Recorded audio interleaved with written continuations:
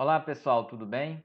Vamos continuar aqui o nosso conteúdo de Sociologia do terceiro ano, no capítulo 17 sobre a questão urbana, tá? Na aula passada a gente iniciou o capítulo, né?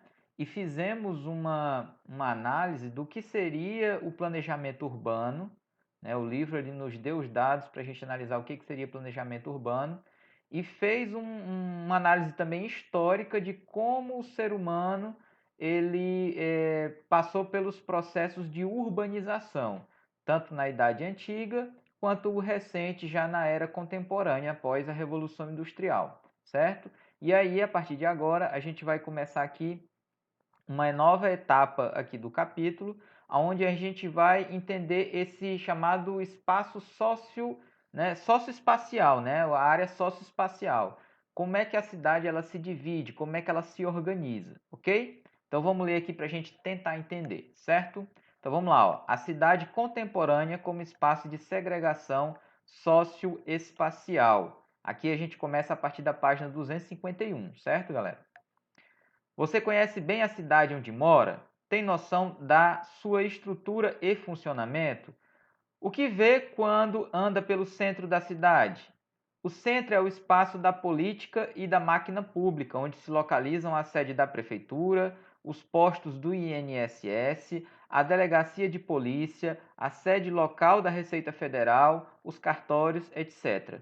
Ao mesmo tempo, é também um centro comercial, com os supermercados, as lojas de roupas e sapatarias, drogarias, vamos levantar aqui, lanchonetes, restaurantes, bancas de jornais e etc. Porém, a maioria dos outros bairros localizados próximos ou não do centro são locais de residência da maior parte da população, que se desloca para o trabalho no centro ou para algumas regiões características, como as chamadas zonas industriais, locais com grande concentração de fábricas. Ponto. Esses espaços urbanos são ligados por uma malha de transportes, através de rodovias, estradas de ferro, metrô, barcas, etc. Aqui, galera, o que ele acabou de descrever é o que a gente encontra em quase 100% das cidades é, capitais ou cidades urbanizadas do Brasil, certo? Então, por exemplo, se a gente pegar como exemplo aqui Caucaia, né, que é o local onde fica a nossa escola, a gente tem aquele centro ali que ainda é um local muito pequeno, ele ainda não passou por um processo de expansão, e tudo que ele falou ali você encontra no centro da cidade. Você vai ter a sede da prefeitura, você vai ter os bancos, vai ter sede do INSS, Receita Federal. Então é o centro administrativo da cidade, né? Por isso que ele é chamado de centro. Mas também é o centro comercial. Você pode ver que as principais lojas, né, do comércio, elas se encontram naquele local. Então, quando a pessoa precisa resolver algo administrativo, certo? Então é no centro que ele vai encontrar as instituições para resolver alguma pendência administrativa da cidade.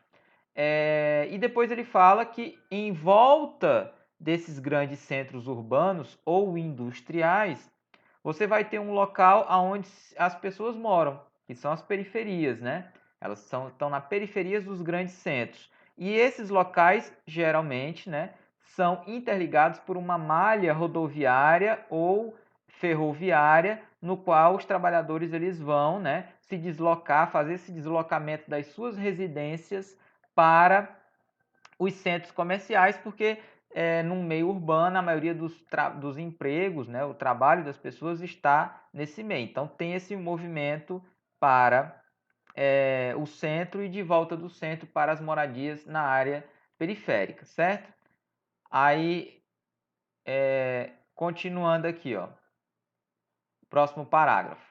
Uma primeira observação a ser feita é a respeito da ordenação desses espaços, organizados de acordo com o seu objetivo principal. Pode ser de circulação pública, como o lugar em que funcionam as instituições do Estado e o comércio, ou de circulação privada, como é o caso de inúmeros edifícios e condomínios residenciais, que proliferam nas médias e grandes cidades. Continuando, ó. Esse ordenamento do espaço urbano teve origem na reorganização das cidades a partir da produção industrial. As cidades medievais, com seu desenho irregular e descontínuo, são substituídas por cidades geometricamente planejadas, que crescem primeiro em torno dos centros de comércio e do poder centralizado do Estado absolutista.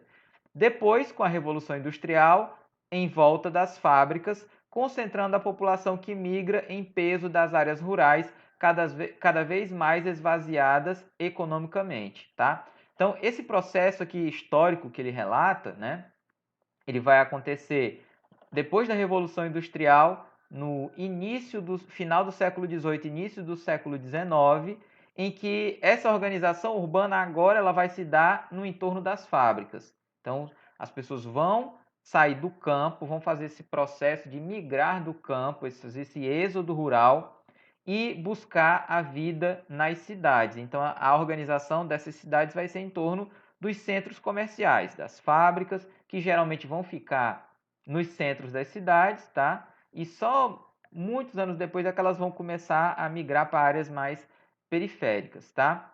E aí ele diz aqui que os centros rurais eles vão se esvaziar economicamente. Aqui nesse princípio, tá, galera? Hoje em dia, as áreas rurais aqui no Brasil, elas são economicamente muito ativas, porque por causa do agronegócio, certo?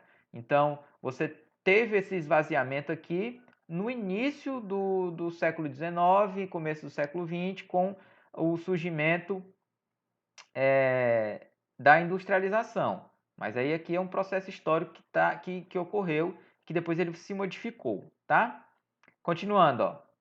A principal marca dessas novas cidades da era do capital é o que os especialistas chamam de segregação espacial, ou seja, a separação, segregação significa separação. Continuando aqui, ó. A separação do espaço urbano entre as classes sociais, demarcando os locais de moradia e as diversas funções e serviços. Este movimento foi incrementado pela expansão do trabalho assalariado. É como se a cidade fosse um imenso quebra-cabeças, feito de peças diferenciadas, onde cada qual conhece seu lugar e se sente estrangeiro demais. Tá? Esse aqui é um trecho do livro dessa autora que é chamada Sobrenome Ronick. Tá? O que a gente entende disso daqui, galera? Eu tenho certeza que vocês já ouviram sobre isso, eu mesmo já falei aqui nas nossas aulas, que existe sim uma segregação espacial do meio urbano.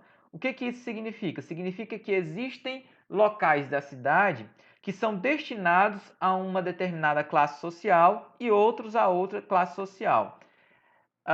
Exemplos, né? Se a gente pegar aqui a cidade de Fortaleza, quando a gente está assistindo o jornal, muitas vezes o repórter, quando ele está falando, ele diz, não, aqui em Fortaleza, nos bairros nobres de Fortaleza.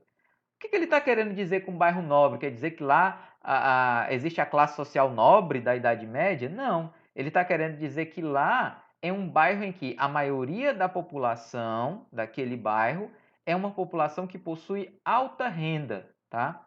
E da onde que se tira isso? Porque se teve essa segregação espacial e o próprio local ele não permite que pessoas de renda um pouco menor consigam adquirir imóveis naquele local, porque o preço do imóvel ele é muito caro por causa da especulação imobiliária, certo? Então, até isso influencia nessa segregação. O cara que é rico, ele compra um imóvel, uma casa, um terreno num bairro nobre, porque ele tem condição de comprar lá. E aí ele faz isso justamente para se separar de um local aonde possivelmente ele vai ficar com pessoas que não tenham a renda iguais a dele ou compatíveis com a dele. Então você faz dessa maneira, né? Ocorre dessa maneira uma segregação espacial. Então, se você pegar aqui, por exemplo, os bairros nobres de Fortaleza, né, como a Aldeota, né, todo mundo fala, né, quando quer falar de um bairro rico em Fortaleza,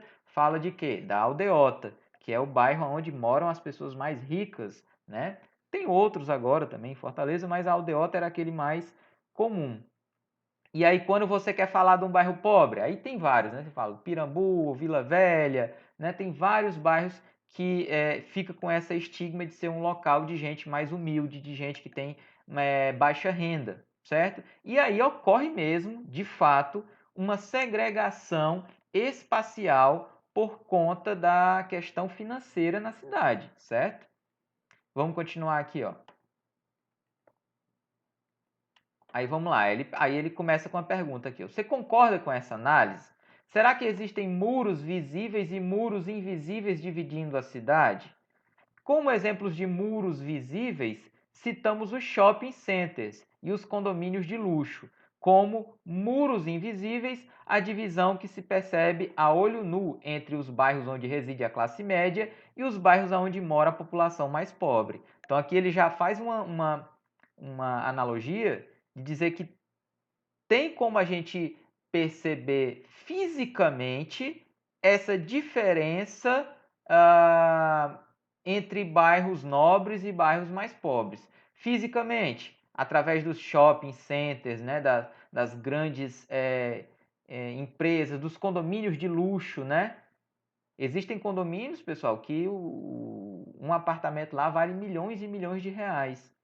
E existem condomínios aqui na Caucaia, condomínios onde a gente reside, que custam 100 mil reais. Então, olha a diferença que é, né, de um bairro para o outro, ok? Então, esses aqui são os muros visíveis, né? Shopping, né? Aqui em Fortaleza, qual é o shopping que é considerado o shopping dos ricos, onde os ricos vão? O shopping Iguatemi, certo? E aí existem outros shoppings que são considerados mais populares. Então você tem essa diferença. E a barreira invisível foi aquilo que a gente acabou de explicar, que você sabe que num local uma população é mais alta renda e no outro é de mais baixa renda, mas as pessoas conseguem perceber isso, né? São os chamados muros invisíveis, mas as pessoas conseguem perceber a diferença entre um local onde as pessoas têm uma renda alta e o local onde as pessoas têm uma renda baixa, tá? E além disso, galera, né, é algo que eu já falei várias vezes para vocês. Além dessas questões financeiras aqui, tem também a questão do Estado. O Estado ele atua muito mais em bairros considerados de alta renda do que em bairros considerados de baixa renda. Isso é visível. Em bairros de alta renda, quando acontece algum imprevisto, alguma coisa que necessita da atuação da polícia, de ambulâncias, de qualquer serviço do Estado, esse serviço é feito em questão de minutos, de horas, e se é resolvido esse problema em questão de minutos e horas. Num bairro de baixa renda, o Estado não atua da mesma maneira. Ele não atua da mesma maneira e com a mesma prestatividade que ele atua num bairro de alta renda. O próprio Estado, ele produz essa segregação, certo? E aí eu não estou falando só do Estado onde a gente vive. O Estado brasileiro em geral. O Estado brasileiro, ele produz essa segregação. Ele atua de maneira desigual. Ele serve melhor as pessoas de alta renda do que as pessoas de baixa renda. Inclusive, em alguns casos, ele abusa das pessoas de baixa renda. Continuando, ó. Vamos lá. Aqui nesse parágrafo. Porém, se olharmos mais de perto, veremos que esses muros não são tão invisíveis assim. Nos bairros onde reside a classe média, as ruas são asfaltadas e iluminadas. O lixo é recolhido em dia marcado. Existe rede de água e de esgoto, com melhor serviço de meios de transporte. Já os bairros periféricos, onde reside boa fatia da população trabalhadora, parecem abandonados pelo poder público, muitas vezes sem serviço de água, esgoto, energia elétrica e sem recolhimento do lixo, que é jogado em terrenos abandonados ou nas encostas dos morros. Então, tudo isso que eu falei aqui, ó, o autor também destaca de como há essa diferença física da atuação do Estado, como o Estado ele atua melhor em áreas de alta renda ou classe média do que em locais de baixa renda. Continuando, ó. Há um grande número de ruas sem pavimentação e o transporte público é precário. Estes são elementos componentes da segregação. Vamos continuar aqui nessa página. Socioespacial, com os investimentos públicos direcionados pela e para a classe social que controla o poder político e econômico. Aí, galera, é algo que a gente precisa entender e pensar como que a sociedade se organiza. Quando existem as eleições,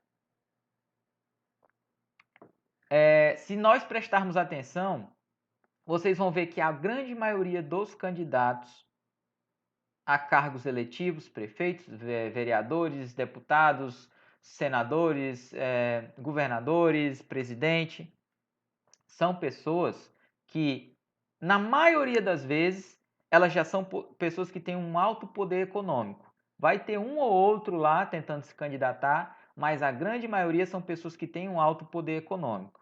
E o que acontece no Brasil? A população acaba elegendo essas pessoas para os cargos públicos. São grandes empresários, né? Aqui em Calcaia está cheio de grandes empresários que se elegem vereador, que se elegem prefeito, né? Ou são profissionais liberais já bem estabelecidos, como médicos e tal. Então, você não tem a classe trabalhadora fazendo parte efetiva dos cargos públicos. Então, é muito visível que essas pessoas, essa classe social que chega ao poder, né, que é uma classe média ou classe alta que chega ao poder, ela vai destinar, quando está no poder, os esforços do Estado para que isso retorne para eles nos bairros aonde eles residem, certo? Então, é notório isso. A gente vê sempre o discurso na televisão de quando um político vai se candidatar, de que vai fazer as coisas pelo povo, principalmente pelo povo mais pobre, pelo povo que sofre e tal, mas não é o que a gente vê. O que acaba acontecendo é o Estado atua sempre melhor em bairros, em locais onde as pessoas têm uma renda maior, tá? Aí continuando aqui, ó. É claro que as verbas públicas também são aplicadas nos bairros periféricos, mas há uma grande diferença no nível de investimentos. Olha o que ele diz aqui. É aplicado? É também aplicado dinheiro em bairros mais pobres, mas o nível de investimento é muito menor. Vamos ver o que ele diz aqui, ó. O Estado, dessa forma, produz uma clara ação de segregação na cidade moderna. Além de produzir e reproduzir a segregação, ele passa a ser o gestor dos conflitos sociais, interferindo com a intenção de punir ou de reprimir aqueles que fogem à ordem. Um exemplo dessa política tem sido dado pelo Estado do Rio de Janeiro e a determinação governamental de instalação de unidades polícias pacificadoras, as chamadas UPPs, nas favelas cariocas, principalmente após a escolha do país para a realização da Copa do Mundo de Futebol de 2014 e da cidade para a sede das Olimpíadas de 2016. Só lembrando, galera, que esse livro aqui, ele é um pouquinho mais antigo, então por isso que ele fala muito dessas questões aqui do início dos anos 2010, tá? Continuando, ó. As favelas são caracterizadas sempre pela sua clandestinidade, um território inimigo presente dentro do próprio sistema que o produz, mas que contraditoriamente precisa ser eliminado, tá? Aí aqui a gente tem outro trecho da autora aqui que fala sobre essa questão urbana, ó. É inimigo do capital imobiliário porque desvaloriza a região. Da polícia porque em seus espaços irregulares e densos é difícil penetrar. Dos médicos porque ali, espaços sem saneamento, proliferam os parasitas que se reproduzem nos esgotos a céu aberto. Então aqui ela está falando o quê? Das favelas, né? De como ele é um problema para as favelas, como elas são um problema para a cidade, né? Por exemplo, para o setor imobiliário é um grande problema. Você imagina que lá no Rio de Janeiro, galera, é diferente aqui de Fortaleza. Aqui de Fortaleza tem locais que tem isso, mas é mais raro, porque tem essa divisão, né, entre bairros nobres e periferia. Então não tem muito isso de ter assim uns prédios luxuosos e bem do lado uma favela, tá? Tem, mas em menor escala. No Rio de Janeiro é extremamente comum você ter bairros nobres, com prédios caríssimos, só que do lado você vai ter dois morros todos cheios de população pobre, né, nas favelas, nas comunidades. E isso para o setor imobiliário é terrível, porque se não tivesse essas favelas, né, e o risco à segurança que eles alegam, os preços cobrados por eles seriam muito mais caros por aquela região. Então eles são obrigados a não cobrar um preço tão alto por aqueles empreendimentos, tá? Continuando, ó. Como o Estado geralmente consegue recuperar esse território inimigo? Em geral, a maioria dos governos recorre à intervenção armada através da polícia militar. Então, mesmo fazendo parte da cidade e da sua constituição como espaço de circulação de mercadorias, as favelas e comunidades dominadas pelos traficantes tornam-se zonas apartadas dos interesses mais globalizados e rentáveis do capital, além de prejudicarem a especulação imobiliária, que foi aquilo que a gente já falou, certo? O que dissemos até aqui demonstra que, vamos para outra página, a segregação socioespacial é parte integrante da divisão da sociedade capitalista em classes sociais. Então, o autor está falando aqui que essa segregação ela é sim planejada, né, por essa divisão de classes sociais. Então, se você tem uma divisão de classes entre burguesia e proletariado, eles fazem também essa segregação física entre as classes sociais, tá? Continuando, ó. Mas se trata também de uma segregação étnico-racial, pois a maioria das favelas é habitada não só por trabalhadores com pouca ou nenhuma qualificação profissional, mas majoritariamente pela população negra. Galera, isso aqui é que é um ponto central da nossa análise sobre as cidades. Além dessa segregação social que a gente falou, né, sobre a questão financeira, tá? O autor do livro ele coloca bem claramente que essa segregação ela também é racial, tá? Por quê? Porque a gente tem que entender que o Brasil ele é um país em que ainda a maioria da população é negra, tá? E historicamente a maioria da população brasileira ela é negra e a gente tem que entender historicamente da onde que nós tiramos essa maioria da população negra. Então, todos vocês estão cansados de saber que foi por causa da escravidão que foi implantada aqui no Brasil na época da colônia, na época que o Brasil ainda era uma colônia de Portugal, em que as pessoas foram escravizadas, trazidas à força da África para cá, e aqui essa população ela se disseminou como mão de obra forçada, né? E que em 1888, devido a quase um século de pressões do mercado internacional, principalmente da Inglaterra, que era um parceiro comercial do Brasil, eles passaram quase um século, galera, desde 1810 até 1888, tentando forçar o governo brasileiro a acabar com a escravidão, até que em 1888, né, é decretada a Lei Áurea, e nesse processo de fim da escravidão aqui no Brasil, o governo brasileiro da época, né, o Império, depois para a República no ano seguinte, em 1889, não planejou nenhum tipo de inserção dessas pessoas na sociedade brasileira. Elas simplesmente foram colocadas de lado na sociedade, né? A gente vê bem detalhado isso quando a gente estuda sobre o processo de imigração no século XIX aqui para o Brasil, né? Que início do século XX, em que os produtores de café que utilizavam mão de obra escrava, após o fim da escravidão, eles optam por trazer uma população estrangeira para o Brasil, trazer italianos, alemães, né? Depois de alguns anos também vão vir japoneses, mas principalmente europeus, italianos e alemães, para que eles trabalhassem como assalariados aqui no Brasil nessas lavouras, tá? já que era obrigado por lei agora, não ia poder mais ter escravos, era obrigado a pagar um salário para as pessoas, esses caras não queriam pagar salário para que um ex-escravo trabalhasse para eles. Então essas pessoas foram completamente jogadas à sorte na sociedade. Elas vão ter que se virar, elas não vão ter emprego, elas vão ter o preconceito das pessoas que eram descendentes de portugueses, que eram pessoas brancas, do Brasil, tá? E essas pessoas vão acabar se aglomerando nas periferias das cidades. E aí vão surgir, né, as primeiras favelas.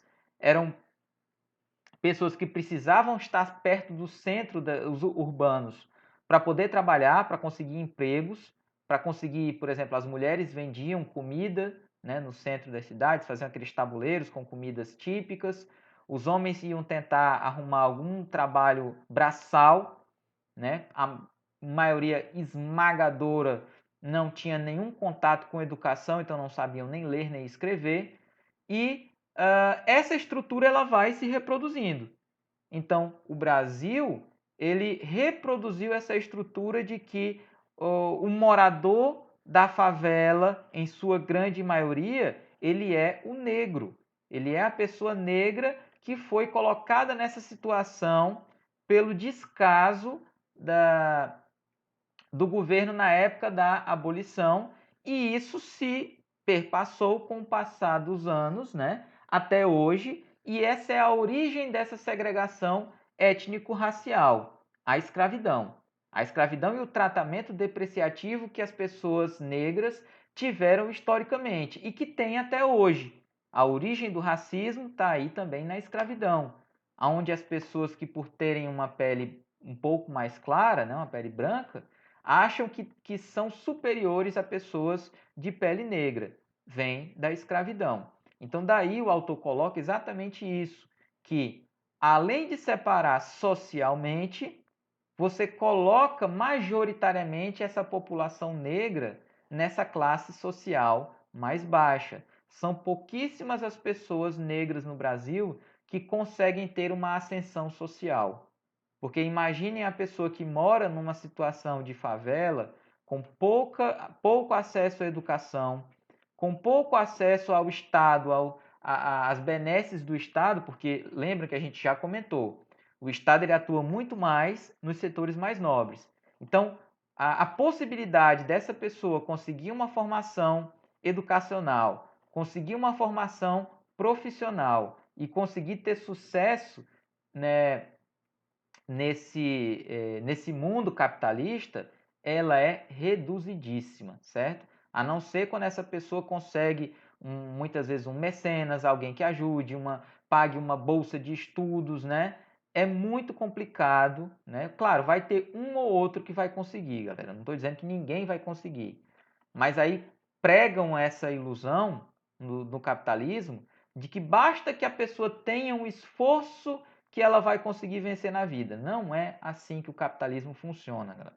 Não é assim que o capitalismo funciona.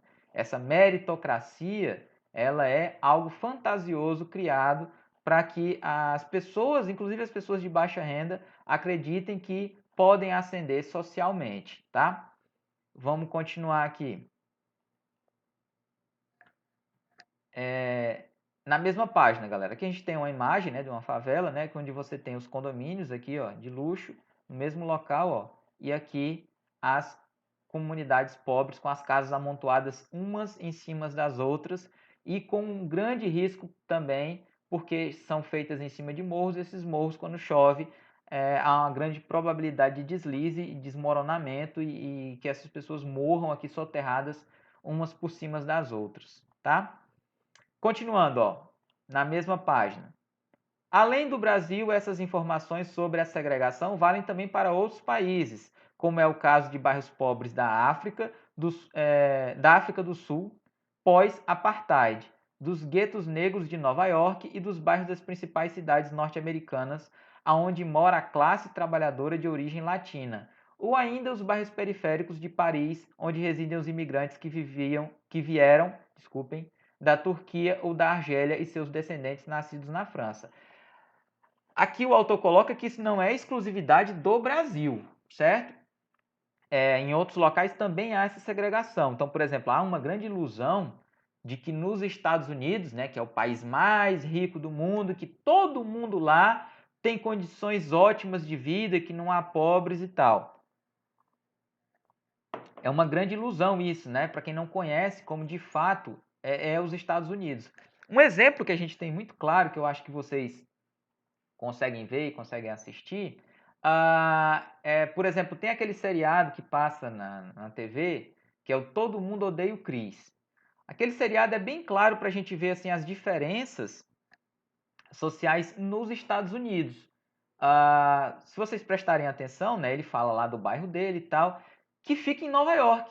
Nova York, galera, é um dos principais estados do país, né? A capital lá, Nova York, é uma das principais cidades do mundo, é o centro econômico financeiro do mundo. Mas ali dentro daquele centro econômico financeiro do mundo, você tem o Brooklyn, né? Que é um bairro majoritariamente negro, porque as pessoas pobres foram realocadas ali naquele local. Se vocês virem, nem prestarem atenção na história do seriado, você vai ver que ele era um garoto nos anos 80 extremamente pobre, que tinha todas aquelas dificuldades financeiras que a gente muitas vezes tem aqui no Brasil, que é um garoto, quando ele tem 3 irmãos, a roupa do irmão mais velho acaba ficando para o menor, porque não tem dinheiro para ficar comprando roupas mais novas, né? Então, uma série de outras coisas. Então, a gente vê essa diferença muito grande. E o que é legal também que a gente nota no seriado é que mostra bem claramente, lá a segregação racial ela é fortíssima tanto quanto aqui no Brasil. Então deixa bem claro que lá naquele bairro de pessoas mais pobres, a grande maioria da população é negra. Vai ter um ou outro branco morando ali, mas a população que sofre ali naquele local, com a falta de segurança, com a falta do Estado também, os mesmos problemas que a gente viu aqui no Brasil, também acontece lá. Aí ele vai falar que isso aqui também acontece na África do Sul, né, pós-apartheid. Se a gente lembrar historicamente, a África do Sul ela foi um país que ela teve uma segregação racial em lei, chamada apartheid, tá? Em lei. A África do Sul ela foi um país que ela foi dominado durante o século XIX pela Inglaterra. Então, os brancos ingleses foram lá e dominaram fisicamente aquele local.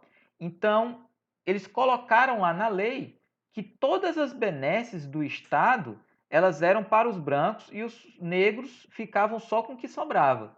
Então, diferente, por exemplo, do que é aqui no Brasil, que essa segregação ela é assim, como é que a gente pode dizer?